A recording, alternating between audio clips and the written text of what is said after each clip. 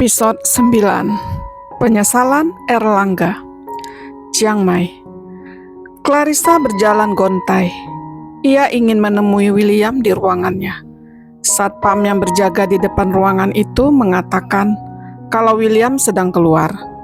Clarissa lalu duduk pada sebuah balai-balai. Hatinya penuh keraguan, seakan tidak tahu harus berbuat apa. Farouk yang melihat Clarissa duduk sendiri dengan pandangan kosong. Ia lalu menghampiri dan berkata, "Clarissa, kamu kenapa duduk sendiri di sini?" Yang disapa tak menyahut. Ia seperti tidak mendengar.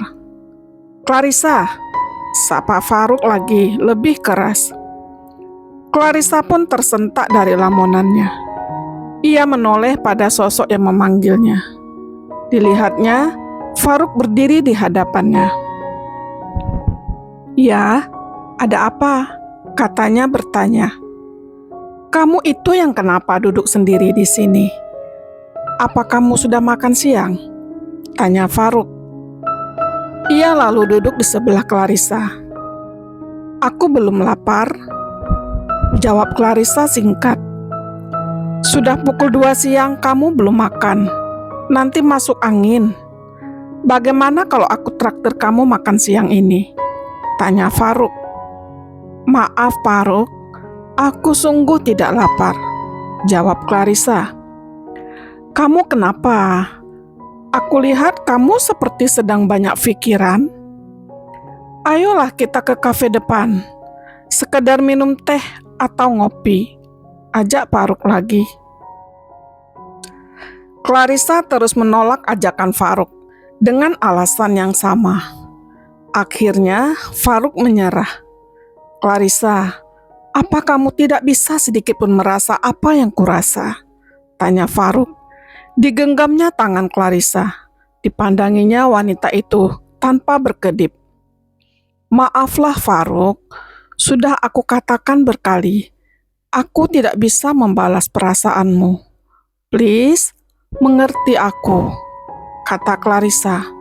Lalu ia melepaskan tangannya dari genggaman Farouk. "Kamu menolakku karena kamu mencintai Cik Willy, kan? Kamu akan sia-sia, Clarissa. Seluruh Risut ini tahu, di hatinya ada satu wanita," kata Farouk lagi. "Ya, aku tahu. Tapi kamu juga tidak bisa memaksa perasaanku padamu, kan?" tanya Clarissa. "Tapi aku sangat mencintaimu, Clarissa. Dari pertama aku melihatmu, aku sudah jatuh cinta padamu," kata Farouk. Ia mencoba memeluk Clarissa, tapi Clarissa menolak. Farouk semakin nekat. Ia peluk Clarissa dengan paksa dan ingin mencium bibir wanita cantik itu. Clarissa meronta sambil berteriak. Tiba-tiba, sosok yang tinggi besar menerjang Farouk, hingga Farouk terjatuh. Clarissa berlari menghampiri pria yang berbadan tegap itu. Ia bersembunyi di belakang tubuh kekar pria itu dengan rasa takut. Farouk melihat tajam ke arah pria yang berbadan kekar itu dengan rasa amarah. Lalu ia berdiri dan bergegas meninggalkan tempat itu. "Kamu tidak apa-apa?" tanya Jack saat dilihatnya Clarissa masih ketakutan. "Aku baik-baik saja. Terima kasih, Jack. Aku tidak tahu apa yang akan terjadi pada diriku jika kamu tidak datang." "Terima kasih, Jack," jawab Clarissa dengan suara bergetar. Lalu tiba-tiba tubuhnya ambruk terkulai lemas. Jack sigap menangkap tubuh wanita itu. Ditepuk-tepuknya pipi Clarissa sambil menyebut nama wanita itu. "Angkat dia dan bawa ke ruang medis," kata William. Jack pun lalu menggendong Clarissa dan segera membawanya ke ruang medis. Sesampainya di sana, setelah beberapa menit kemudian, Clarissa pun sadar. Ia menatap seisi ruangan dengan penuh tanda tanya. Jack menceritakan kejadian yang baru saja terjadi itu. Lalu Ia memberi secangkir teh hangat pada Clarissa. "Minumlah," kata perawat. "Kamu pingsan karena perutmu tidak terisi apa-apa," kata Jack. Clarissa pun meminum teh hangat itu hingga tak tersisa. Setelah beristirahat sebentar, Jack mengantar Clarissa ke restoran yang ada di resort tersebut. Ia memesan makanan dan menunggu sampai Clarissa menyelesaikan makannya. Setelah itu, ia mengantar Clarissa pulang kembali ke mesnya. "Bagaimana? Apa dia sudah sadar?" tanya William saat Jack sudah berada di ruangannya bersama Ken. "Sudah, Pak. Sesuai perintah Pak Willy, saya mengantarnya pulang setelah ia makan," kata Jack. "Saya juga sudah menyuruh beberapa pengawal berjaga di depan mes Nona Clarissa," kata Ken. "Kerja bagus," kata William senang. Pekan baru. Di sebuah kafe, Erlangga dan seorang temannya sedang menikmati kopi panas. Cuaca siang itu tampak sangat terik. Matahari seakan berada di atas kepala. Erlangga terlihat seperti orang bingung. "Kamu kenapa sih, Er? Aku lihat beberapa hari ini kamu seperti orang yang sedang banyak beban," tanya Randi. "Iya, Ran. Aku benar-benar pusing saat ini. Mumet kepalaku, Ran," jawab Erlangga mengeluh. "Ceritalah. Siapa tahu aku bisa membantu mengurangi bebanmu itu," kata Randi. Erlangga pun menceritakan tentang Widya yang sudah seminggu ini menginap di rumahnya. Dengan sikapnya yang terlalu berlebihan hingga membuat Erlangga pusing. "Oh, jadi itu masalahnya. Dulu sebelum kamu menikahi Widya, aku kan sudah katakan, itu tidak akan baik untuk rumah tanggamu. Tapi kamu waktu itu yang sedang dimabuk cinta tidak mendengarkan nasihatku," kata Randi. "Ya, aku memang salah. Saat itu aku tidak bisa menolak godaan Widya. Hingga akhirnya dia hamil, dan aku terpaksa harus menikahinya. Walau sebenarnya aku tidak ada niat dan tidak ingin menikahinya," kata Erlangga menyesal. Sekarang masalahnya bukan tentang penyesalan, tapi bagaimana untuk kedepannya. Aku heran dan tak habis pikir. Saripah itu sangat cantik, baik, pintar, dan punya penghasilan. Seorang penulis hebat yang berbakat. Apalagi yang kurang pada dirinya, hingga kamu mengkhianatinya, kata Randi dengan nada penuh rasa sesal. Erlangga mengacak rambutnya dan menutup wajahnya dengan kedua tangannya, menandakan ia begitu stres. Sesekali ia menggeleng-gelengkan kepalanya. "Aku tahu, aku memang bodoh. Kamu benar. Sebagai wanita dan istri, Sarifah itu sangatlah sempurna. Bukan karena dia ada kekurangan, hingga aku mengkhianatinya. Ini semua hanya karena nafsuku yang gila. Aku yang tak mampu melawan hawa nafsuku saat itu, hingga semua jadi seperti ini. Ran, aku sangat takut kehilangan istri dan anak-anakku. Aku sangat mencintai mereka," kata Erlangga hampir menangis. "Lalu, apa rencanamu sekarang? Lebih baik kamu berterus terang sajalah pada istrimu," saran Randi. "Apa kamu sudah gila?" tanya Erlangga menatap ke arah Randi. "Daripada nanti dia tahu dari orang lain, bukankah itu lebih gila lagi?" kata Randi yang dibenarkan oleh Erlangga. "Widya itu gila. Kamu tahu nggak? Beberapa malam ini ia nekat.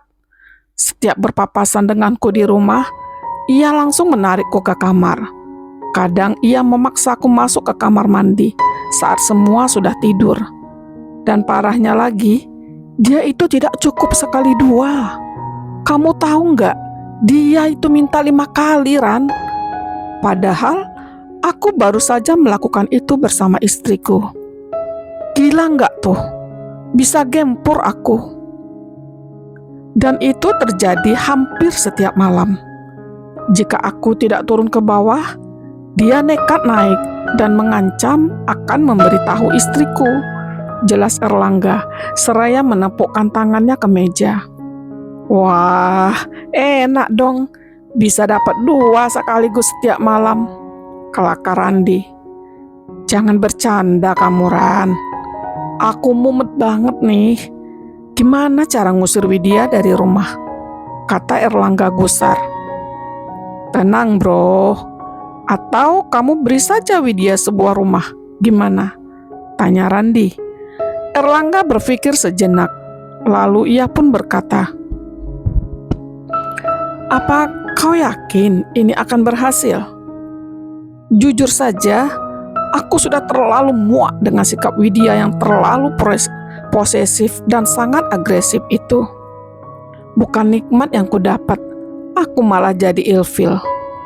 Beda ketika aku melakukannya bersama istriku.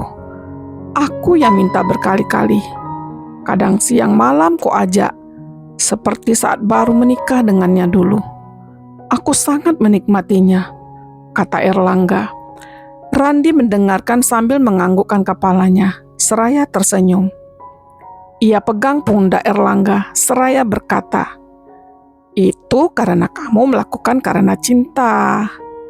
Sedang Widya, kurasa kamu hanya terobsesi dengan nafsu saja. Tidak ada cinta di situ, jelas Randi. Ya, mungkin kamu benar. Aku terjebak oleh nafsuku sendiri, kata Erlangga penuh penyesalan. Lalu sekarang apa yang akan kamu lakukan? Tanya Randi. Ran, aku berniat menceraikan Widya setelah anaknya lahir. Jawab Erlangga menatap serius ke arah Randi yang tepat berada di depannya. Randi menghela napas panjang, lalu berkata, kurasa Widya nggak akan mau kamu ceraikan. Ya itu terserah dia.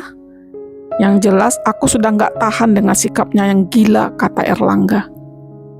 Chiang Mai.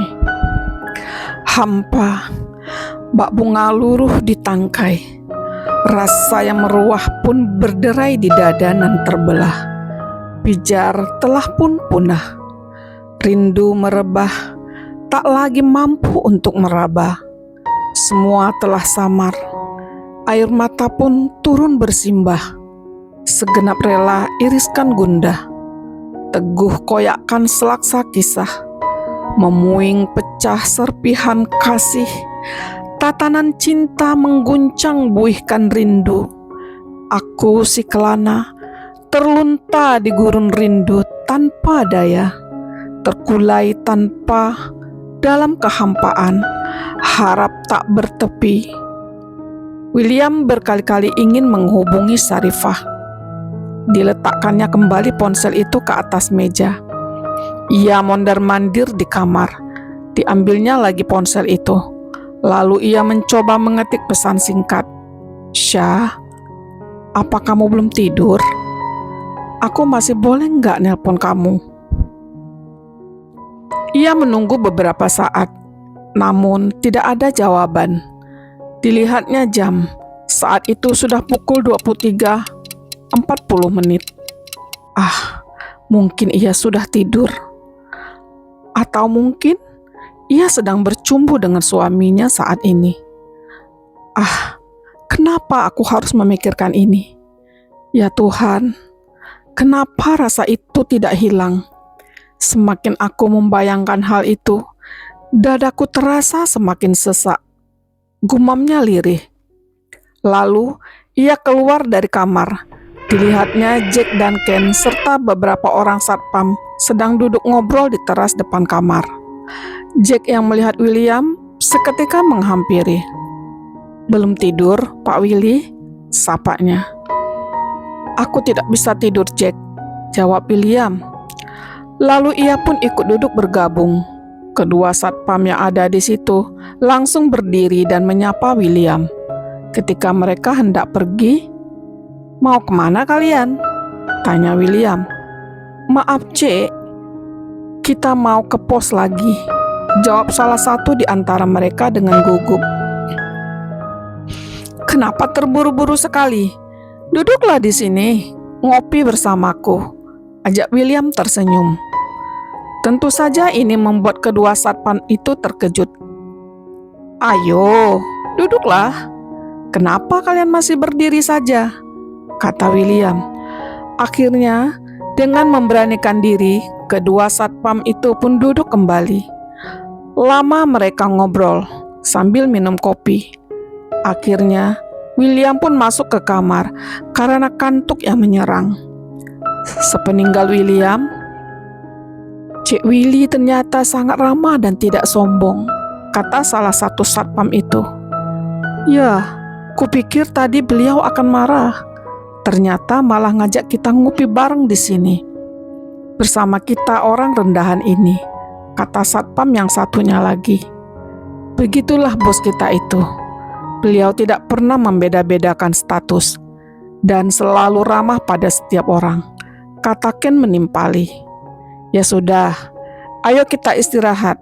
Bukankah besok siang kita akan ke desa bersama Pak Willy, kata Jack. Lalu mereka pun segera meninggalkan tempat itu. Dan kedua satpam itu pun kembali ke pos jaga yang berada tidak jauh dari situ. Pekanbaru. Saripah terbangun tatkala ia mendengar suara azan subuh. Ia pun bergegas ke kamar mandi.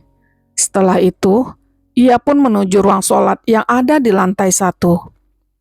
Widya yang melihat Saripah masuk ke ruang sholat dengan berlari-lari kecil naik ke lantai 2. Ia langsung menuju kamar Erlangga.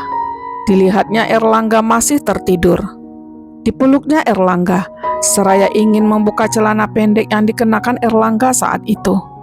Erlangga yang mendapat sentuhan itu pun terbangun. Ia peluk erat Widya, seraya berkata dengan pelan, "Sayang, kamu menginginkannya?" Widya tidak menyahut. Ia langsung menyerang Erlangga dengan penuh nafsu. Setelah selesai, Widya buru-buru memakai celana dalamnya. Erlangga terkejut saat samar-samar ia lihat wajah Widya yang tepat berada di depan wajahnya itu. Ia pun segera menghidupkan lampu. "Astaga, Wid, ngapain kamu di kamarku? Ayo cepat keluar," katanya, seraya mendorong tubuh Widya ke arah pintu kamar. Ia pun segera menutup pintu, dan betapa terkejutnya ia saat menyadari bahwa saat itu dia tidak mengenakan celana dalam. Dengan terburu-buru ia masuk ke kamar mandi untuk membersihkan diri, seraya bergumam, "Sialan Widya, bisa-bisanya dia nekat." Setelah selesai mandi, Erlangga memakai baju koko dan segera turun menuju ruang sholat. Dilihatnya, Saripah sedang mengaji, dan ia juga melihat Widya di situ. Widya tersenyum genit dan mengedipkan sebelah matanya pada Erlangga. Erlangga seketika membuang muka, dan ia pun langsung mengerjakan sholat subuh.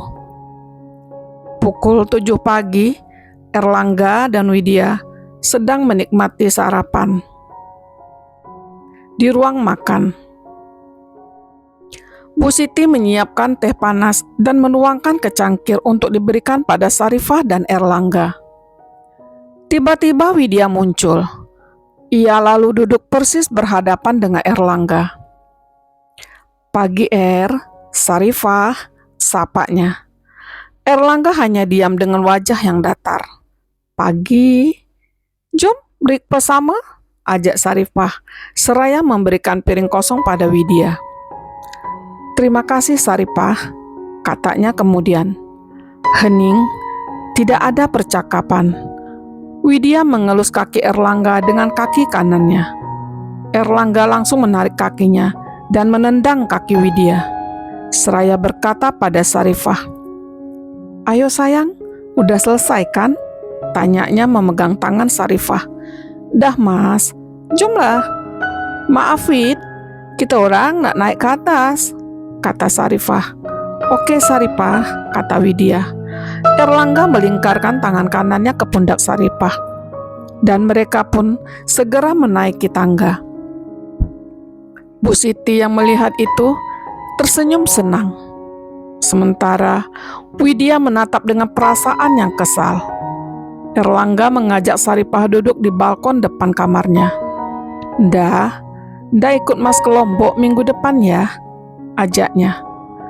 Nak buat apa kat sana? Taklah, I tengah busy sekarang, jawab Saripah. Mas mau ngecek proyek baru di sana. Ayolah Nda, mau ya? Sambil kita liburan. Kan kita udah lama nggak liburan, pinta Erlangga. Digenggamnya kedua tangan Saripah. Tak Mas, I tak dapat ikut sama. Selain I tak boleh tinggalkan si kembar kat sini. Kan kita bisa bawa si kembar bersama Mia dan Sari juga sayang. Ayolah. Erlangga terus merayu. Sorry lah Mas, I tak boleh. I tengah ada job, kata Saripah sambil ia mencabut daun-daun bunga yang layu di pot. Ya udah deh, kalau Nda nggak bisa, Mas nggak akan pergi. Nanti biar Randi aja yang ke sana, kata Erlangga kecewa. Ada pula macam tuh, pergi je lah, kata Saripah lagi. Ya habis Nda nggak mau sih diajak. Mas lebih baik nggak pergi deh. Serah Mas je lah. Dah lah, I nak kerja ke atas. Saripah lalu meninggalkan tempat itu menuju ke lantai 3, ruang kerjanya. Sesampainya di sana, ia membuka ponselnya. Ada pesan dari Willy. I balas apa tak ya? Gumamnya. Lalu ponselnya berdering. Assalamualaikum Jasmine. I baru je nak call you, jawab Saripah.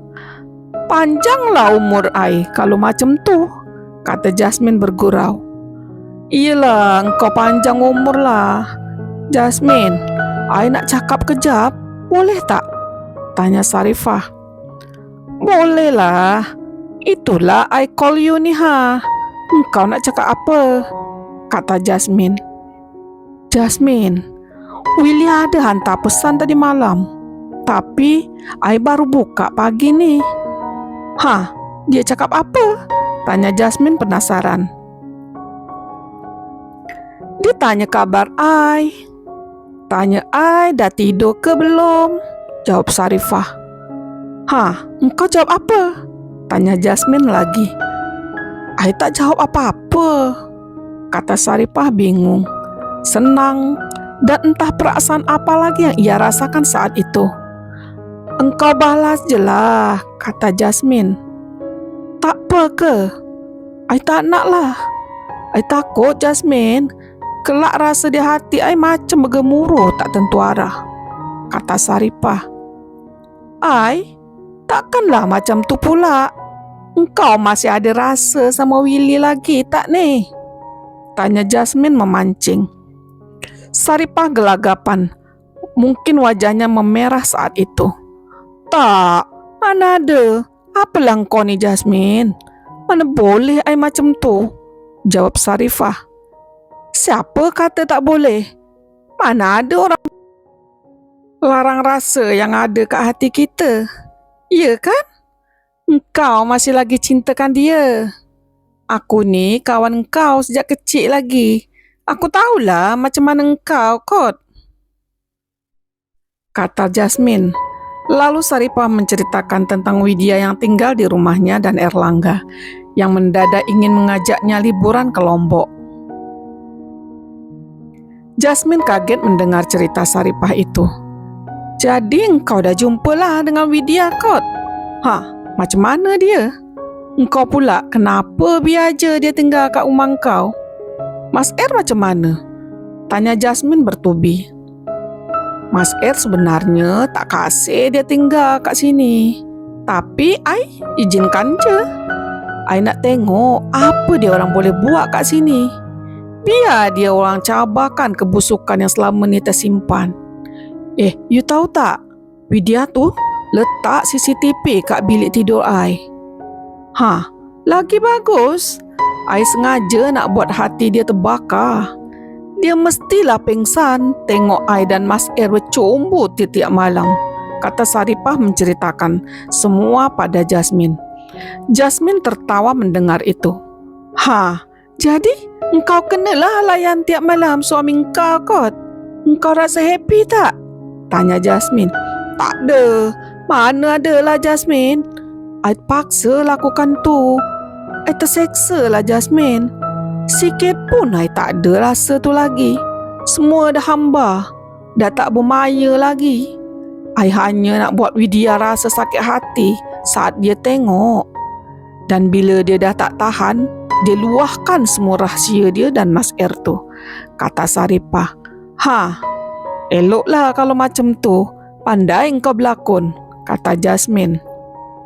Chiang Mai. William yang baru terbangun dari tidurnya segera menghidupkan lampu kamar.